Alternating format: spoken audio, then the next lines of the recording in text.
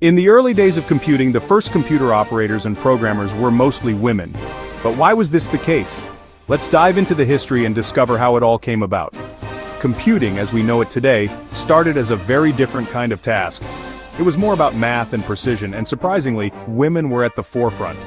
In fact, the very first computer operators were mostly women. Why? Let's take a look. Back in the mid-20th century, computing wasn't seen as the technical field it is today. It was considered a clerical or mathematical task, work that women had traditionally done. For centuries, women were known as computers, performing complex calculations by hand, often in fields like astronomy and engineering. Women like Ada Lovelace, often credited as the first computer programmer, were pioneers in the field. Lovelace worked on Charles Babbage's analytical engine in the 1800s. Fast forward to the 1940s and 50s, women continued to take the lead. They became the first programmers on computers like the ENIAC, laying the foundation for modern computing. Why were women given these roles? Simple. Computing was seen as an extension of clerical work. The tasks involved, calculating, programming, and operating machines, required precision and attention to detail, traits that were stereotypically associated with women at the time.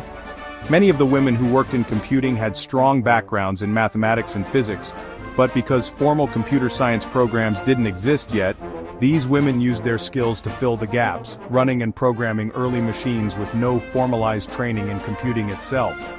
While men focused on the hardware and engineering, women were assigned the programming and operating roles. Women were at the heart of programming, making critical contributions to major military projects like the ENIAC, one of the first general-purpose electronic computers. As the computer industry grew in the 1970s and 80s, things started to change. Computers became more commercialized and the field shifted. Computing was no longer seen as a clerical task, and soon after, it became dominated by men. The idea of technology as a man's job began to take root.